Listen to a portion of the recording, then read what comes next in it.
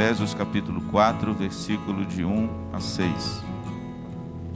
Rogo-vos, pois eu, prisioneiro no Senhor, que andeis de modo digno da vocação a que fostes chamados, com toda humildade e mansidão, com longanimidade, suportando-vos uns aos outros em amor, esforçando-vos diligentemente por preservar a unidade do Espírito no vínculo da paz. Há somente um corpo e um Espírito, como também fostes chamados numa só esperança da vossa vocação.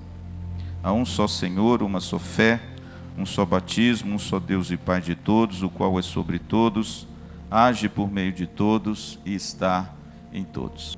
Irmãos, a carta de Paulo aos Efésios, na minha opinião, é uma das grandes, ou talvez uma das maiores cartas do Novo Testamento. Na realidade, a carta aos Romanos é um tratado teológico maravilhoso. É uma carta longa, com 16 capítulos, que Paulo escreve a uma igreja que ele não conhece, para mostrar o evangelho que ele prega. Mas a carta dele aos Efésios é diferente. A cidade de Éfeso foi evangelizada pelo apóstolo Paulo. O apóstolo Paulo, na sua segunda viagem, onde ele estava em Corinto, isso está lá em Atos capítulo 18, ele passa 1 ano e 6 meses na cidade de Corinto. A cidade de Corinto é uma grande cidade na região lá da Europa, da Grécia, da atual Grécia. A cidade de Corinto era uma cidade intelectualmente muito avançada, com muitas escolas de filosofia. E o apóstolo Paulo aporta em Corinto, e ali em Corinto, Paulo funda uma igreja a qual ele teve muita alegria, mas também muita dor de cabeça. Paulo escreveu 4 cartas à igreja aos Coríntios, 2 estão preservadas na sua Bíblia, 1 Coríntios, 2 Coríntios, e 2 foram perdidas. Era uma igreja muito pungente, cujo apóstolo Paulo se dedicou 1 ano e 6 meses a essa igreja, e depois outras pessoas, colaboradores dele, foram pastores dessa igreja. Por exemplo, Tito foi pastor dessa igreja. Timóteo também passou por essa igreja pregando o evangelho. Mas o apóstolo Paulo, ao final da sua segunda viagem, está lá em Atos 18, quando ele sai da Europa, da Grécia, e ele retorna a Jerusalém, porque o plano dele era retornar à sua igreja de origem, Antioquia, para prestar um relatório. O texto diz que Paulo, então, ele aporta na cidade de Éfeso. E quando ele chega na cidade de Éfeso, ele tem a tiracolo, como sempre, colaboradores. Mas ele tem 2 de forma especial, que são Priscila e Áquila. O texto diz que o apóstolo Paulo fica por um tempo pregando na cidade de Éfeso, na sinagoga. E de repente ele não quer ficar lá, porque ele quer ir para Jerusalém, para Antioquia, prestar o seu relatório da sua segunda viagem. E ele deixa na cidade de Éfeso esse casal tão querido, colaboradores maravilhosos de Paulo. E ele então parte em direção a Jerusalém e Antioquia. Paulo chega em Antioquia, veja, ele já esteve em Éfeso, em Atos 18. Ele parte então para Antioquia. Chegando em Antioquia, o texto diz que ele então presta relatório. Missionário é assim, missionário presta relatório. Mas o apóstolo Paulo, irmãos, ele é muito mais do que um missionário apenas. O apóstolo Paulo, ele é um pastor zeloso. E o texto diz que, passando ele alguns dias ali em Antioquia, ele resolve retornar para confirmar as igrejas e os discípulos da sua primeira viagem. Então Paulo vai à Galácia, Paulo vai a Listra, Paulo vai a Derbe, locais que ele foi na sua primeira viagem. O que ele foi fazer lá, pastor? Ele vai confirmar os discípulos e vai motivar e animar as igrejas. Veja que Paulo não quer só fundar a igreja, ele quer cuidar da igreja. E uma verdade que está aí diante de nós são as próprias cartas que Paulo escreve. As cartas de Paulo nada mais são do que cartas pastorais, para cuidar da igreja, dos problemas da igreja, para de repente colocar uma boa doutrina na igreja e também exortar a igreja a uma conduta digna da vocação e do evangelho. Pois bem, a Bíblia diz que Paulo então inicia a sua terceira viagem missionária. Que coisa linda! Paulo então passa pelas regiões altas da Galácia. Paulo então novamente aporta na cidade de Éfeso. Atos capítulo 19. Quando Paulo chega na cidade de Éfeso, irmãos, ele se junta aos discípulos. Claro, já tinha cristãos lá, porque Paulo já tinha estado naquela cidade, voltando da sua segunda viagem. O texto diz que ele então se agrega a Priscila e Áquila e começa a pregar o evangelho de novo na sinagoga. E como sempre acontece com o apóstolo Paulo, ele sofre uma perseguição grande na sinagoga, porque ele começa a falar da salvação que há em Jesus Cristo. O texto diz que ele sai então da sinagoga e começa a pregar numa escola que se chama Escola de Tirano. E ele prega nessa escola por um período de 2 anos. E a Bíblia diz, irmãos, que algo esplendoroso acontece. Toda a região da Ásia ouviu a respeito do Evangelho de Jesus Cristo. O apóstolo Paulo, irmãos, com a pregação nessa escola, houve um grande avivamento na cidade de Éfeso. Não se esqueça que a cidade de Éfeso, junto com Corinto, era uma das principais e uma das maiores cidades do mundo antigo. A cidade de Éfeso era uma cidade que tinha uma romaria de pessoas para cultuar quem? A deusa Diana dos Efésios. Um templo maravilhoso, suntuoso, cujas colunas do templo da deusa Diana tinham 18 metros de altura. Se você hoje for nas ruínas de Éfeso, lá na Ásia Menor, você não encontrará mais uma cidade. A cidade foi destruída por um terremoto, mas você vai encontrar as ruínas do templo da deusa Diana, estão lá até hoje. E pessoas afluíam, irmãos, do mundo antigo inteiro para cultuar essa imagem que eles diziam que caiu de Júpiter, que caiu do céu, a grande Diana dos Efésios. Existia um mercado muito forte de pessoas que vendiam imagens dessa deusa, e isso dava muito lucro às pessoas. Quando Paulo chega em Éfeso, a sua segunda vez, em Atos 19, o texto diz que ele começa a pregar o evangelho, irmãos, e acontece um grande avivamento na cidade. A Bíblia diz que os espíritos imundos saíam correndo por causa da pregação e da oração de Paulo. A Bíblia diz, irmãos, que a pregação de Paulo promoveu algo extraordinário na cidade. As pessoas doentes iam e só a sombra de Paulo curava as pessoas. Um grande avivamento aconteceu na cidade de Éfeso. Para você ter uma ideia, as pessoas pegaram os seus livros de magia, os seus livros de mitologia, os seus livros dos falsos deuses e queimaram esses livros em praça pública. E o texto lá em Atos 19 diz que o montante de dinheiro que os livros custavam chegou perto de 350 mil denários. Você quer ver o que significa isso? Denário é o salário do trabalhador de um dia. Agora você imagina, 350 mil denários foi o preço que eles calculavam que eram aqueles livros que foram colocados em praça pública para serem queimados. Isso por causa de quê? Por causa do evangelho que chegou na cidade de Éfeso. Uma coisa interessante, irmãos, também aconteceu ali. Está lá em Atos capítulo de número 19. O texto diz que aqueles homens que tinham as indústrias que promoviam as imagenzinhas da deusa Diana começou a ir em bancarrota, porque o pessoal começou a se converter e não quis mais comprar as imagens. E o texto diz que um tal de Demétrio, que era um bambambam da cidade, que tinha ali um negócio muito próspero com as imagens da deusa Diana, o texto diz que esse homem então promove um tumulto na cidade, se levanta contra Paulo e ele quer linchar, ele quer matar, ele quer espoliar, ele quer perseguir aqueles que estão pregando contra a grande Diana dos Efésios. O texto diz que uma grande assembleia se reúne na cidade, momento de muita tensão. A Bíblia diz que 2 ajudantes de Paulo, Aristarco e o outro, chegam diante dessa assembleia e eles temem levar Paulo para a assembleia, porque eles querem linchá-lo, eles querem matá-lo. E o texto diz que quando Aristarco chega para se defender e ele começa a falar em hebraico, o povo da cidade começa a gritar a uma só voz: grande é a Diana dos Efésios, grande é a Diana dos Efésios. E o texto diz que por 2 horas eles gritaram isso sem parar. Atos capítulo 19, está escrito isso lá, irmãos. E o texto diz, irmãos, que alguém sensato levantou a mão e disse: olha, se vocês têm algo para fazer contra esses homens, porque eles não estão falando contra a deusa Diana, façam por escrito, porque aqui na cidade de Éfeso, sendo colônia romana, eles têm pessoas para julgar o caso. Por favor, Fiquem calmos, porque senão vocês mesmos vão serem acusados de sedição. Aí a Bíblia diz, irmãos, que a assembleia se dissolveu. Então, quando a assembleia se dissolve, o apóstolo Paulo não vê mais condições de permanecer em Éfeso, e o texto diz que ele parte da cidade de Éfeso. Por quê? Porque ele quer levar uma coleta que os crentes da Macedônia fizeram em dinheiro para ajudar os crentes da Judéia, e ele quer voltar para Jerusalém. Mas aí, irmãos, acontece um negócio muito bonito. A Bíblia diz que quando Paulo aporta na cidade de Troade, e ele então vai para a cidade de Mileto, o texto diz que ele quer se despedir dos presbíteros de Éfeso. E o que ele faz? Ele não pode voltar a Éfeso.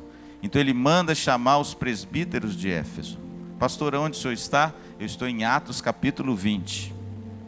E ele manda uma mensagem para os líderes da igreja de Éfeso, para que eles possam ir até Mileto, é uma cidade costeira, uma cidade com um porto, e do porto, Paulo quer dar uma palavra para os presbíteros da cidade de Éfeso. Você precisa ler esse texto no mínimo uma vez por ano, porque é um dos textos mais lindos, uma das retrospectivas mais lindas da presença de alguém no seio de uma comunidade.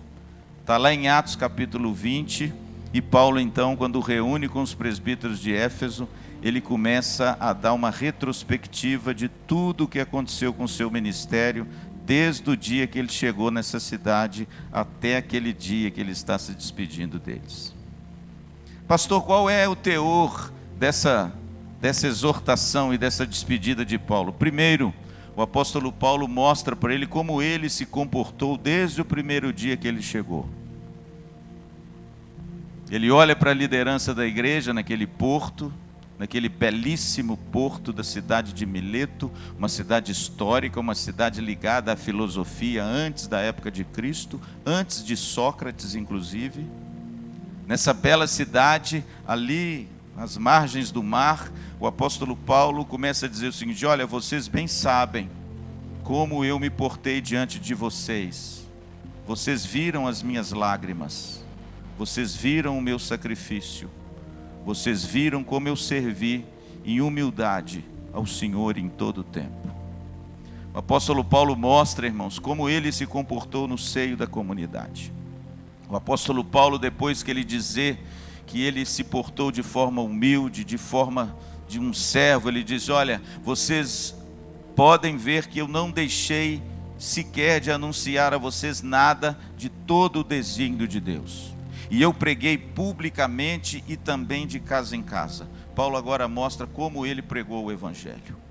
Ele pregou nas praças, ele pregou na escola, ele pregou de casa em casa, ele pregou na sinagoga.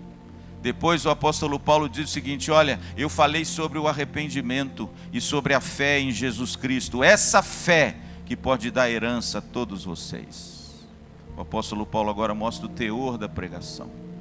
Ele falou do evangelho, ele falou de Jesus, ele falou do arrependimento. O apóstolo Paulo, depois que ele fala isso, ele fala dos planos que ele tem. Olha, eu quero dizer a vocês que eu estou indo para Jerusalém, e eu sei o que me espera.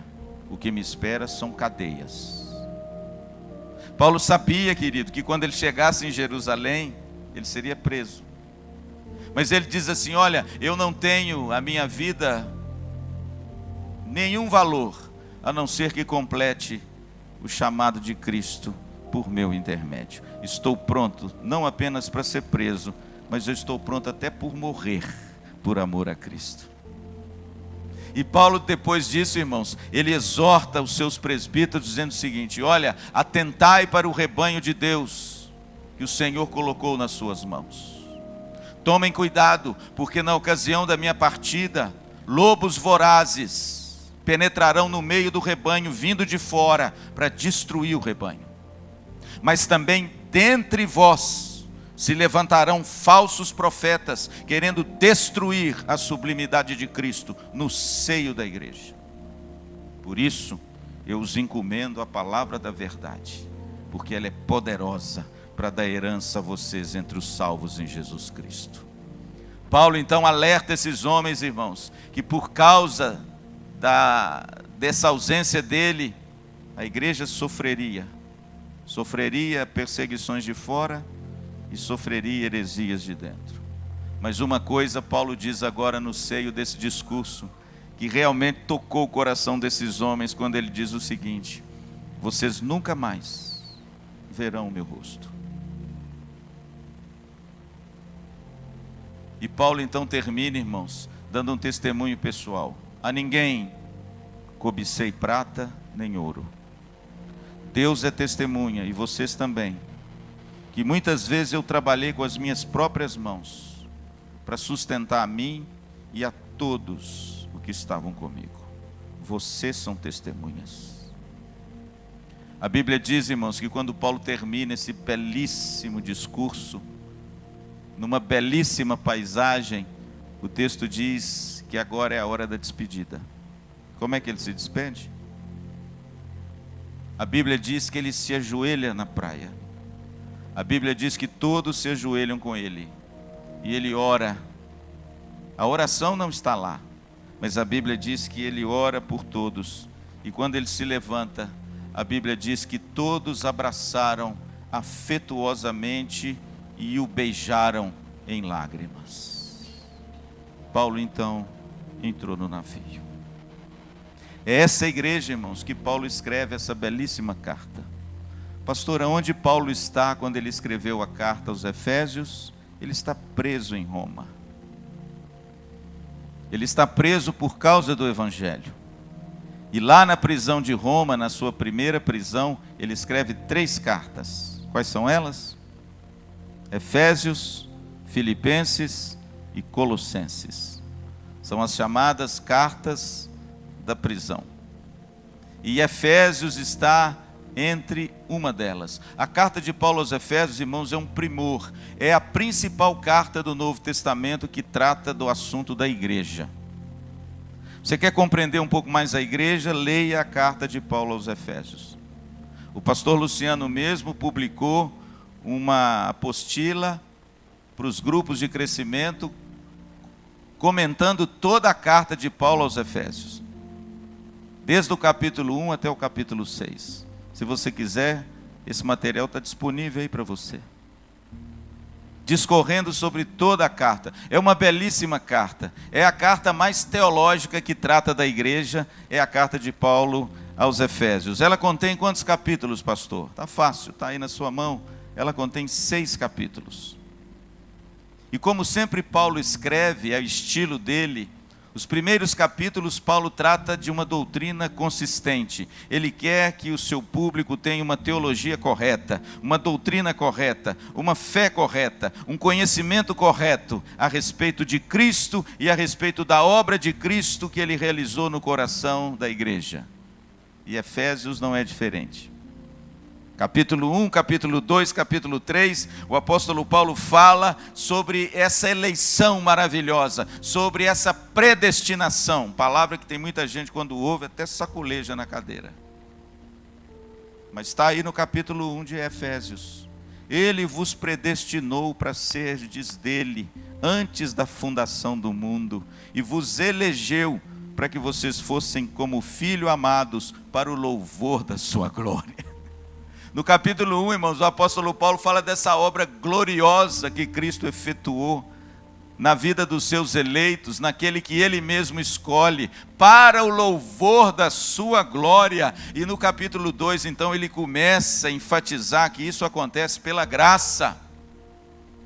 Capítulo 2 é um capítulo conhecidíssimo da Bíblia e de todos nós, né? Ele vos deu vida, estando vós mortos nos vossos delitos e pecados, os quais vocês andaram outrora, segundo o curso desse mundo, segundo o príncipe da potestade do ar, fazendo a vontade da carne, e éramos por natureza inimigos de Deus.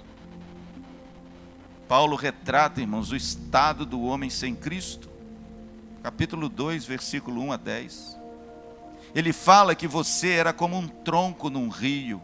O curso desse mundo, no grego, traz a ideia de um tronco julgado numa correnteza. Você já viu isso? Eu, quando viajei para Manaus, eu pude, pela graça de Deus, ver como eles transportam as toras de madeira no rio Solimões. Sabe como é que eles transportam, Cíntia? Não é em barcos, não. Eles jogam as toras de madeira, quem já foi lá já viu isso, na correnteza, porque a correnteza desemboca no Amazonas. E lá tem um cais muito grande que eles recolhem esses rios. Aonde a água vai, aonde a correnteza vai, o tronco vai, porque ela segue a correnteza. Olha a imagem que Paulo usa para dizer como nós andávamos sem Cristo. Andávamos segundo o curso desse mundo. Sabe o que significa isso, irmãos? Você era um tronco julgado nesse mundo, que para onde que o mundo aponta, você vai. Você segue o curso desse mundo. O texto diz que nós andávamos segundo o príncipe da potestade do ar. O que significa isso, pastor? Nós éramos escravizados pelo diabo. O nosso mestre era Satanás. Nós andávamos segundo o mundo. E nós fazíamos a vontade da carne. Sabe o que significa isso? Quem era senhor da nossa vida era nós mesmos. Nossos desejos, nossos planos, nossos anseios. É o ego. É aquele negócio que só olha para mim. O apóstolo Paulo diz que éramos por natureza filhos da ira. Irmãos, filhos da ira. Um conceito que hoje tem se divorciado de muitos púlpitos e muitas igrejas, porque pintam a imagem desse Deus bonzinho, que suporta tudo, que aguenta tudo. Mas o texto diz que o homem sem Deus, ele é alvo da ira de Deus. Mas aí, irmãos, a partir do verso 4, Paulo muda a retórica. Ele diz assim: mas Deus, sendo rico em misericórdia, e por causa do grande amor com que vos amou, pela graça sois salvos. E isso não vem de vós, é dom de Deus. Paulo pinta o quadro feio que a humanidade está nele, para pintar um quadro mais lindo ainda, do amor de Cristo salvando esse homem. Pastor, quem é esse homem? É você. Era você. Era eu. Eu era assim, irmãos. Eu era um jovem assim. Mas a Bíblia diz, irmãos, que pela graça sois salvos. E isso não vem de nós. É dom de Deus. Sabe o que significa isso, meu amado? Não foi você quem escolheu Jesus. Foi Jesus quem te escolheu. Amém? Não foi você que alcançou Jesus. Foi Jesus que alcançou você. Não foi você que pelos seus méritos, pela sua personalidade, pela sua beleza, pelo seu intelecto, que de repente se apropriou da salvação. Foi o amor de Deus, irmãos, a bondade de Deus, que olhou para você e elegeu você, e escolheu você, e revelou Jesus em você, amém? E a Bíblia diz que essas boas obras que Ele espera de nós, agora precisam fazer parte da nossa vida. Ele termina dizendo, no versículo 10, pois somos feitura dEle. É bonita essa palavra, eu já preguei sobre isso aqui. A palavra feitura, em Efésios capítulo 2, verso 10, significa, no grego, a palavra é poema. Olha que coisa doce e poética ao mesmo tempo. Sabe o que a Bíblia está dizendo, querido? Que nós, com toda a nossa feiura pregressa, antes de Cristo, o jeito que a gente andava, o jeito que a gente se comportava, o jeito que a gente vivia, com toda essa feiura, Cristo revelou o amor dele em você e fez de você agora um poema. Eu não sei se você já leu alguma poesia na sua vida. Eu não sei se você gosta de poesia, mas eu aconselho você a ler. Eu acho que toda pessoa devia aprender a ler poesia. Porque a poesia, irmãos, é o tudo num pouco, entende? A poesia consegue ver e colocar ali o que às vezes eu só sinto, mas o poeta coloca ali. E ele coloca de uma forma tão tão condensada, mas ao mesmo tempo tão ampla, que você fica encantado quando você lê um poema. Pois a Bíblia diz que nós somos um poema de Deus. Criados em Cristo Jesus para as boas obras, as quais Deus preparou de antemão para que você andasse nelas. Sabe quantas vezes a palavra andar aparece na carta de Paulo aos Efésios? 8 vezes. Andar.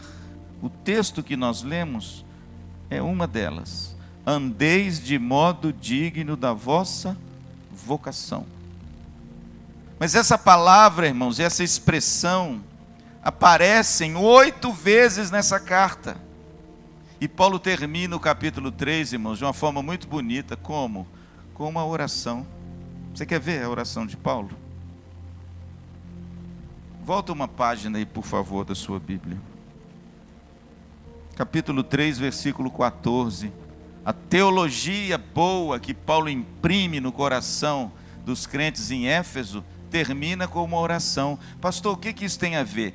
Tem a ver com tudo, irmãos. Por quê? Porque teologia, ao contrário do que muitos pensam, não é aridez intelectual, não. Tem muita gente, irmãos, que tem problema até hoje com você se debruçar teologicamente sobre a Bíblia e conhecer a palavra de Deus de forma racional e teológica, para você conhecer as profundezas do ser de Deus e do pleno conhecimento dessa graça maravilhosa em Jesus. Tem gente que até hoje, irmãos, não gosta de teologia. Mas eu digo a você, meu irmão, que uma boa teologia vai moldar uma boa vida. Porque você é aquilo que você crê. Sabia disso? Quando você crê em algo, você vive de acordo com aquilo que você crê.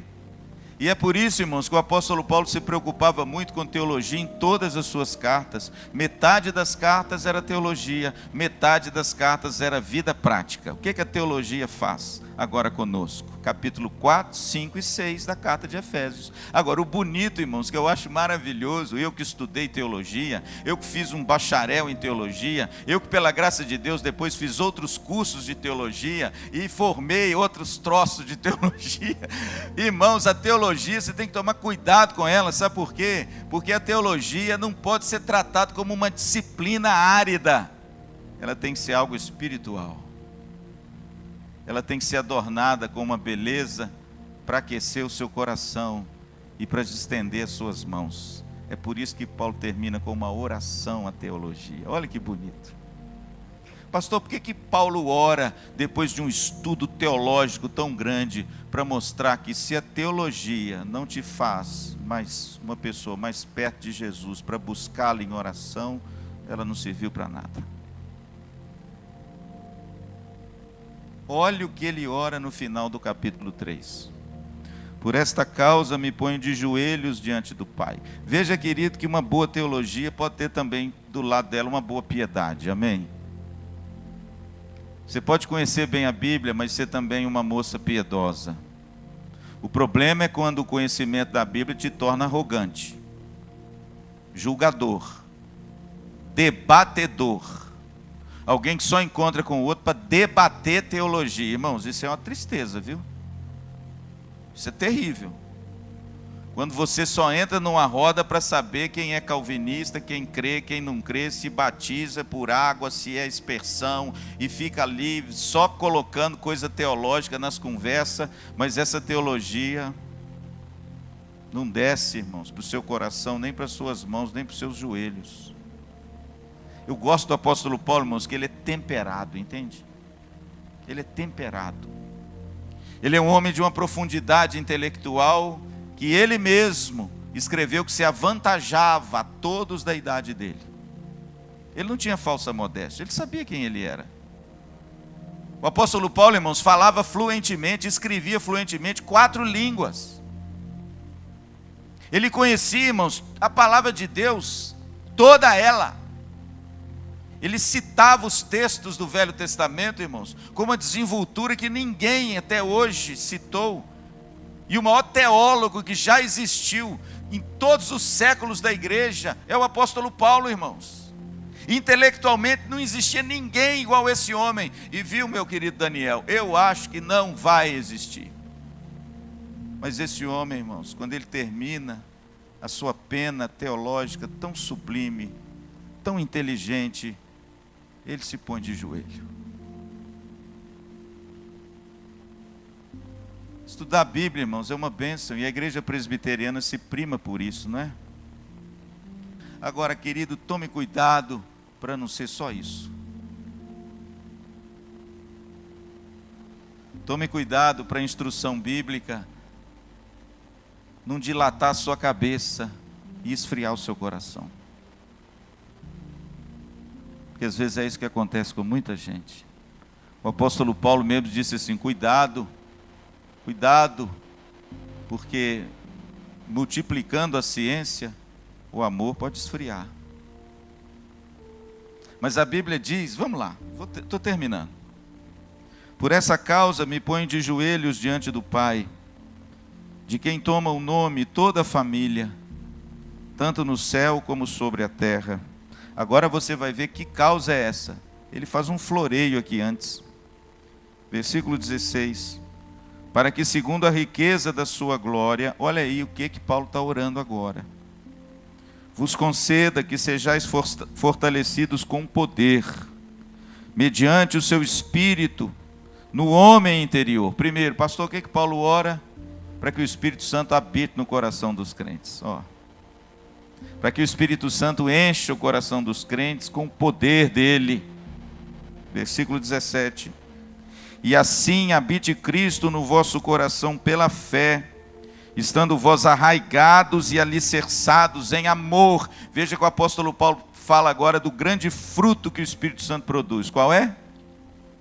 O amor. E ele usa uma imagem aqui de uma árvore. Arraigados. Sabe o que significa isso? Com uma raiz profunda, penetrada no seu coração. Esse fruto do Espírito Santo. Para quê, pastor? O Espírito Santo habita em nós, produzindo esse fruto maravilhoso que agarra em nós, e coloca raízes no nosso coração. Com qual finalidade? Verso 18. A fim de poder descompreender com todos os santos qual é a largura e o comprimento e a altura e a profundidade, e conhecer o amor de Cristo. Pastor, por que o Espírito Santo alcança o coração dos crentes? Por que o Espírito Santo lança raízes profundas no coração do crente? Para que o fruto do amor apareça, para que ele possa cada dia mais conhecer a Cristo. Que coisa linda, irmãos.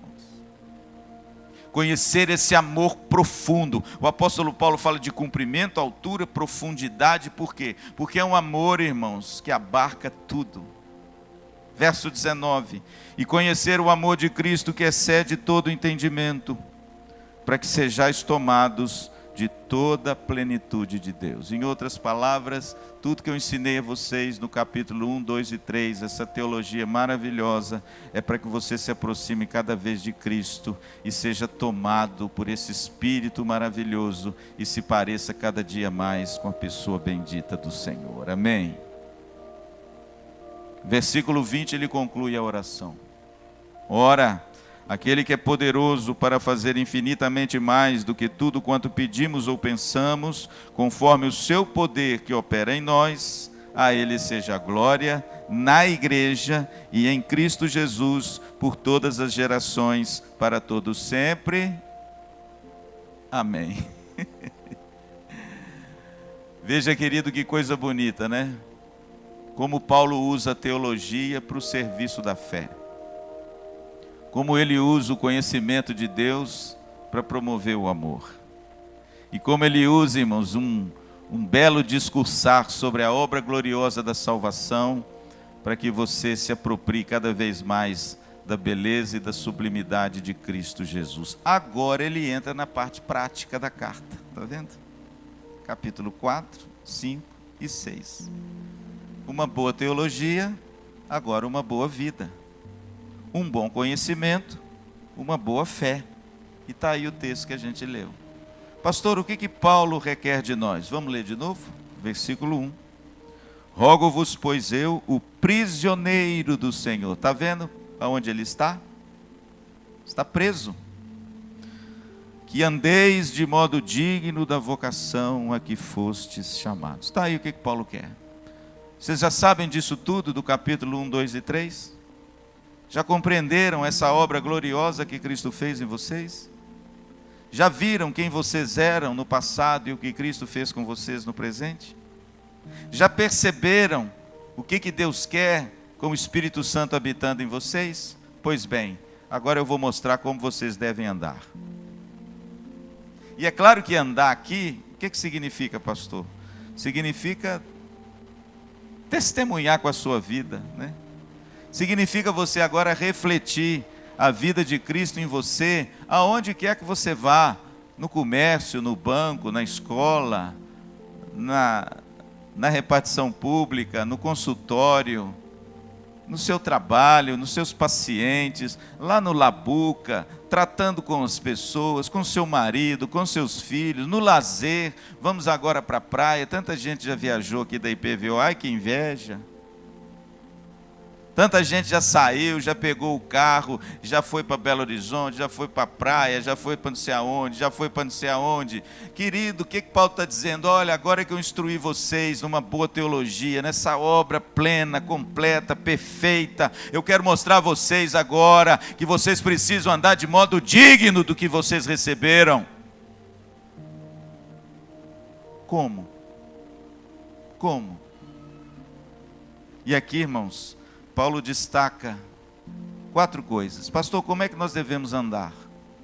O que Paulo escreve e Cristo requer de mim, já que eu fui alcançado por essa graça? Eu vou terminar. Primeiro, verso 2. Com toda humildade e mansidão.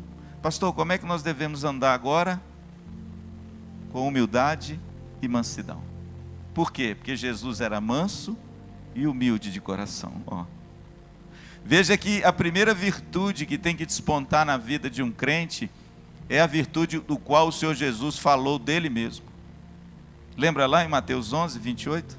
Vinde a mim, vós que estáis cansados e sobrecarregados, e eu vos aliviarei.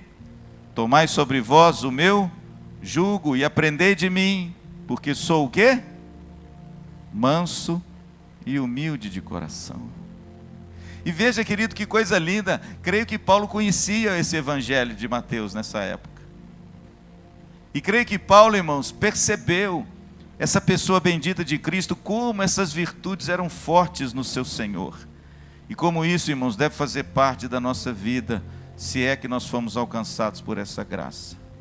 É por isso que ele elenca exatamente na mesma ordem que o Senhor Jesus falou: humildade e mansidão.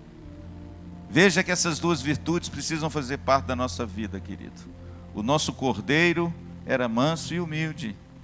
E se nós tivermos um encontro com Cristo, nós temos que ser trabalhados e tratados pelo Espírito Santo para nos tornarmos também. Deixa eu te fazer uma pergunta. Como é que você tem tratado a sua esposa?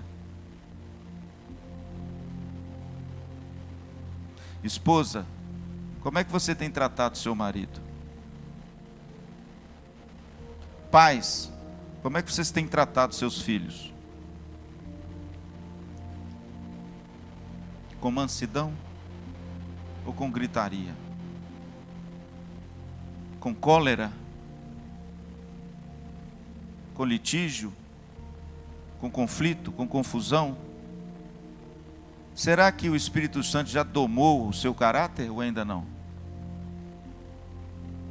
Como é que você tem se comportado quando as pessoas vão contra você? Você revida? Você será que é aquela pessoa que eu ouvi muito quando eu era criança, minha mãe buzinar no meu ouvido? Filho meu não leva desaforo para casa. Você já ouviu isso?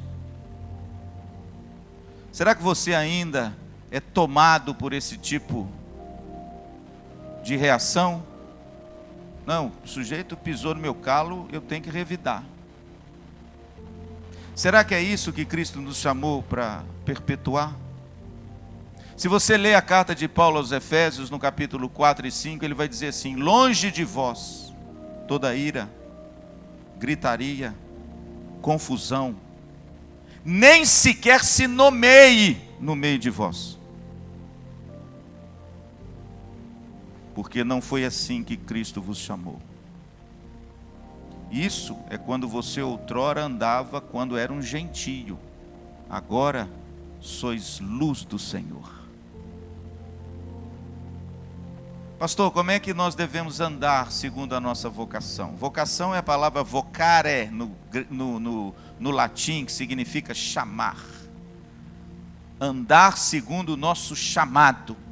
Se Cristo me chamou, eu tenho que andar de uma maneira. Que maneira? Com humildade e mansidão. Porque Jesus era manso e humilde. Ah, pastor, eu tenho muita dificuldade porque eu sou filho de italiano. Já ouviu isso? Ah, pastor, eu tenho muita dificuldade porque eu sou assim, filho de alemão, né? E lá minha família é estouradona. É? Você é um crente carnal, isso é que você é. Sabe por quê, irmãos? Porque eu já vi muitos estouradões na Bíblia que o boi manso, que é Jesus, amansou. Você cita o exemplo de um aí? Me cita o exemplo de um. Vamos lá, meu teólogo. A gente pensa sempre no Novo Testamento, né? Mas o grande homem que Deus amansou está lá no Velho. Quem é? Moisés. Sabia disso, irmãos? Estou terminando. Moisés foi um homem criado no palácio de Faraó com todos os requintes de luxo, riqueza e conhecimento. É claro que isso afetou um pouco a vida dele, não afetou? Claro. Imagina um sujeito criado desde pequeno, desde os 3 anos de idade até os 40, com todo o luxo do Egito, preparado para ser o filho da filha de Faraó e herdar o trono de Faraó do pai, porque a filha era estéril, por isso que ela pegou Moisés. Isso é uma outra história. Imagine que esse homem, irmãos, não devia ser um homem assim manso e humilde. Pega um menino e cria ele num palácio de cristal e dá tudo para ele. Veja o que esse menino vira. Pastor, como é que o senhor está dizendo isso? Eu estou dizendo isso porque a Bíblia fala disso. Hein? A Bíblia fala que um dia Moisés saiu do palácio e viu um dos guardas de Faraó maltratar um dos seus conterrâneos hebreus. E ao invés do manso e humilde chegar lá e falar assim: meu filho, não faz isso não, deixa eu orar por você, olha, crê em Jesus Cristo como Senhor e Salvador da sua vida. Não, irmão, você sabe o que ele fez? Quem sabe? A Bíblia diz que ele pegou esse cara, matou esse cara e enterrou ele na areia. Além dele ser um sujeito assim, ele devia ser forte para burro. Pois bem, Moisés, irmãos, era um homem assim. Ele era um homem que a sua herança foi perdida pelo palácio de Faraó. Agora, irmãos, sabe o que eu acho lindo a Bíblia? Que quando ele teve um encontro com Deus e ficou 40 anos no deserto cuidando de ovelha, e Deus tratou com ele. Quando ele tira o povo do Egito e o povo desanda a reclamar dia e noite no ouvido daquele homem, se ele fosse o mesmo homem, quando ele era filho de Faraó, ele tinha metralhado todo mundo. Mas se você ler o texto, irmão, você vai ver que o texto lá em Êxodo diz que Moisés orava ao Senhor e pedia em tudo a orientação do Senhor, porque Moisés era o homem mais manso sobre a terra.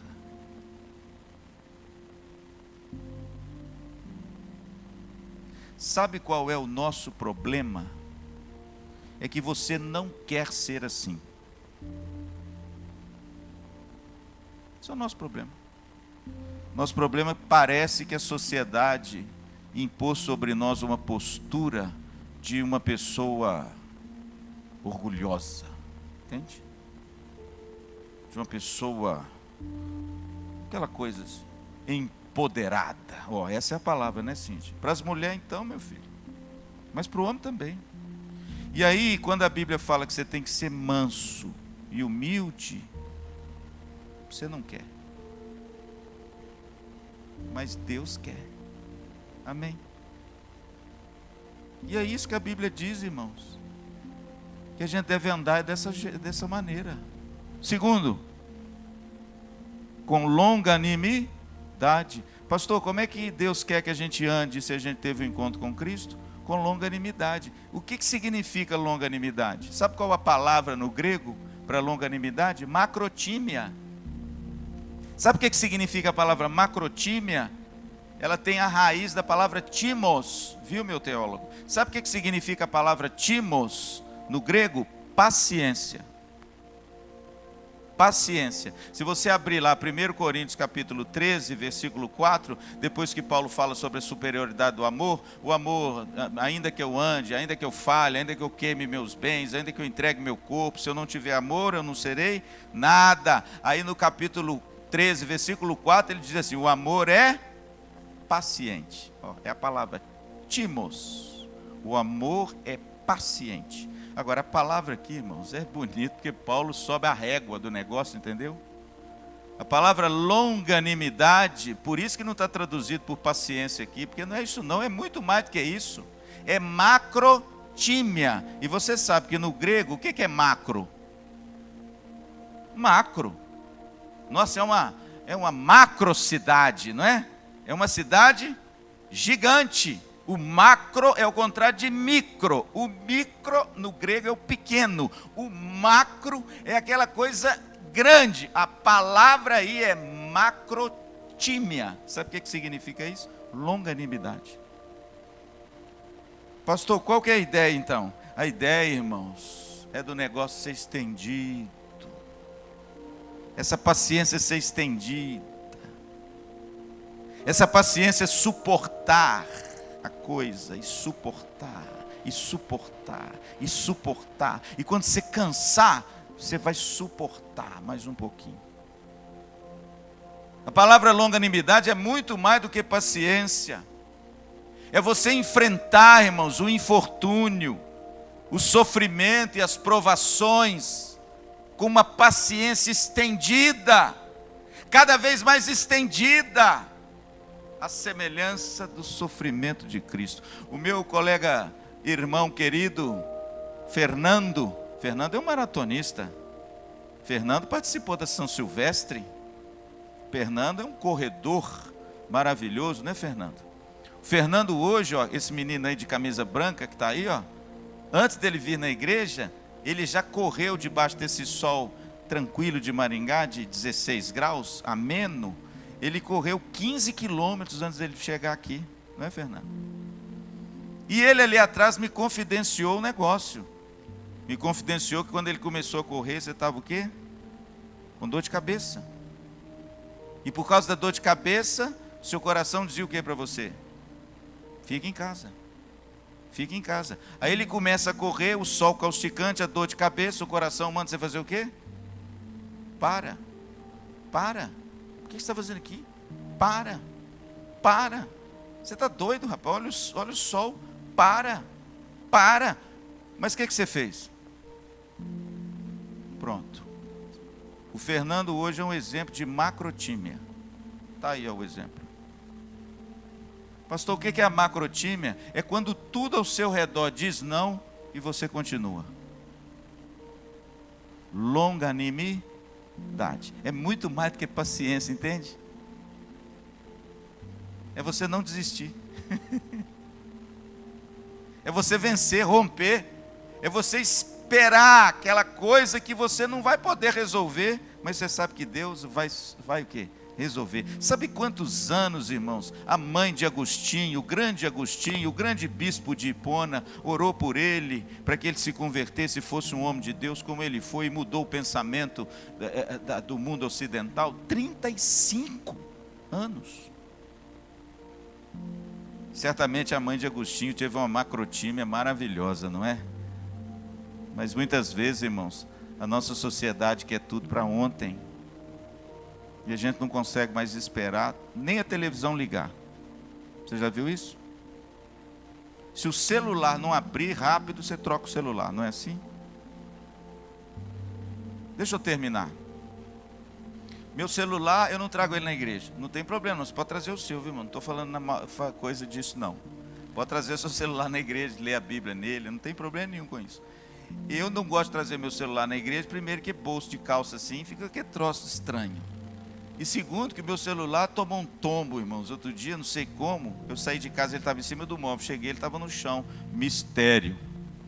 Cheguei lá, ele estava tomado um tombo e eu não botei película nele. Aí quando eu cheguei lá, a minha tela dele está aquela coisa, igual teia de Homem-Aranha, tá a coisa mais linda. Toda aquele ranhurada. E meu celular, irmãos, é daqueles mais antigos, que quando eu ligo ele, dou um toque nele assim, ele demora mais ou menos 10 segundos para responder o toque. Aí eu estou lá com aquele negócio, todo quebrado, todo espinguelado. A Tereza olha e fala assim, meu filho, troca esse celular.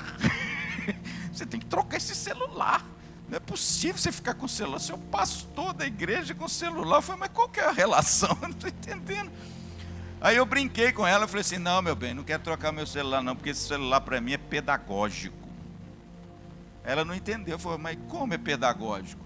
Primeiro, esse celular me mostra que tudo nesse mundo é passageiro, porque a tela dele já está quebrada, então tudo é passageiro, eu não tenho que me apegar a nenhuma coisa não. E esse meu celular, ele faz um bem para minha alma danado, por quê? Porque tudo que eu faço dele eu tenho que esperar.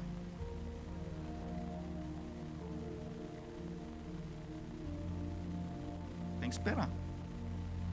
E aí eu me lembro que o apóstolo Paulo escreve aos crentes de Éfeso dizendo o seguinte, rogo-vos, pois, irmãos, que vocês andam dignos da vossa vocação, a que fosse chamado com longanimidade. Em outras palavras, tem coisas que você vai ter que esperar, e muito. Está disposto? E terminando, agora para valer, suportando-vos uns aos outros em amor. A quarta e grande virtude é você ser um suporte para o seu irmão. Para de olhar para você e começa a olhar para o lado. Para de só pensar em você e começa a se importar com o outro. Aquilo que o outro precisa de você, seja um suporte na vida dele, amém? Seja uma escora, um suporte. Se o sujeito está meio quebrado, segura ele, ajuda ele a levantar, amém? É isso que diz o texto. Suportando-vos uns aos outros em amor, por quê? Porque sem o amor, irmão, você só olha para você. Sem amor, você só pensa em você. Sem amor, você só quer conforto e benefício para você.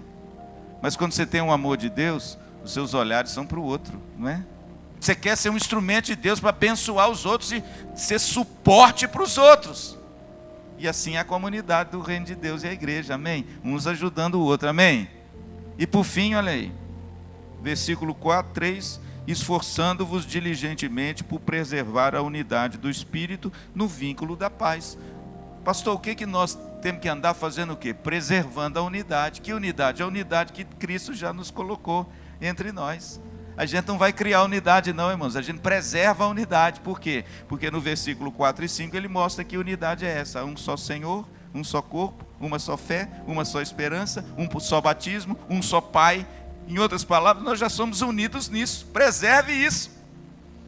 Isso é uma glória muito grande, isso é uma bênção muito grande, isso é maravilhoso demais, irmãos. Agora, a gente quebra isso. Com o quê?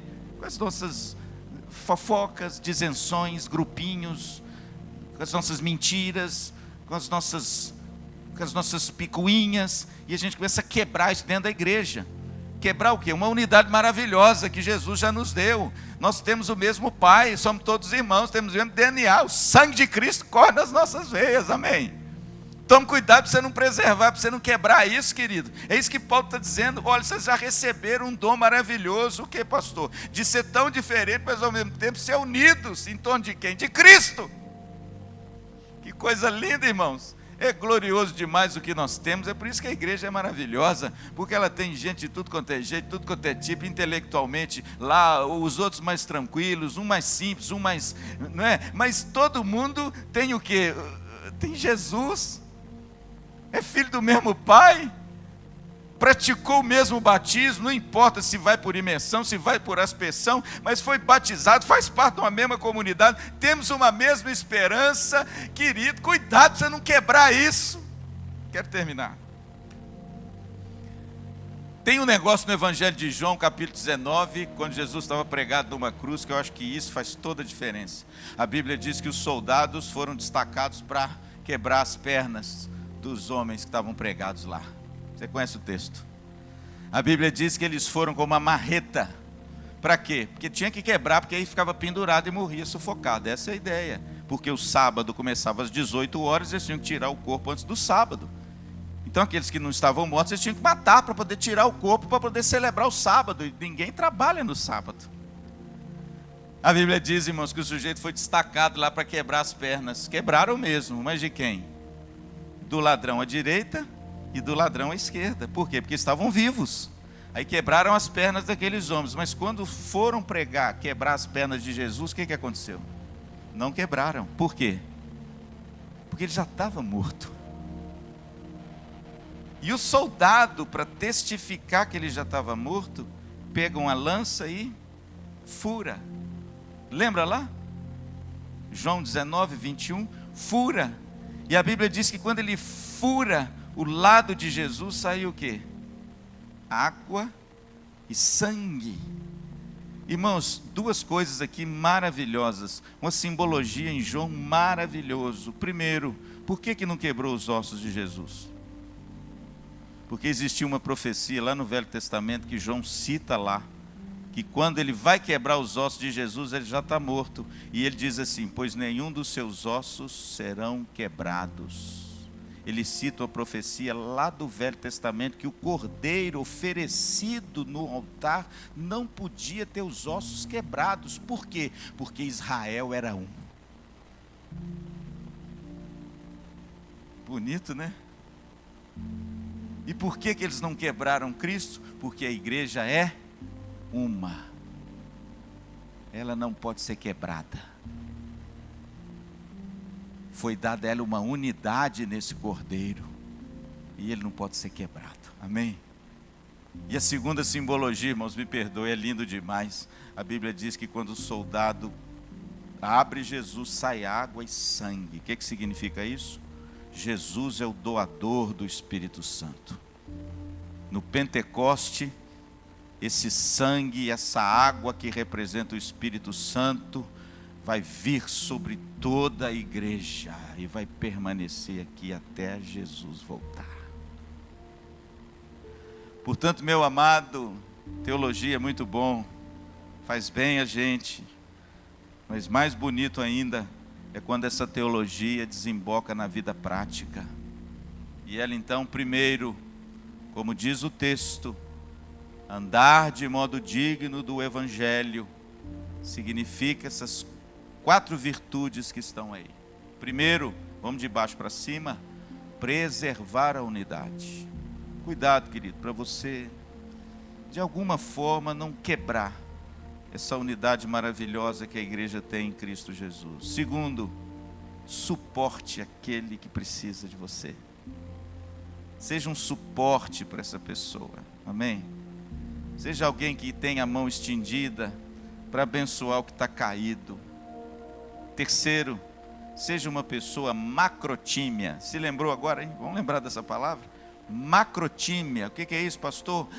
Aquela paciência estendida, bem estendida, para você suportar os reveses dessa vida e para você aprender a esperar aquilo que foge às suas mãos para fazer. E por fim, se parecer com o Senhor Jesus, ser manso e humilde. É isso, irmãos, que Cristo espera de nós e da sua igreja. Amém?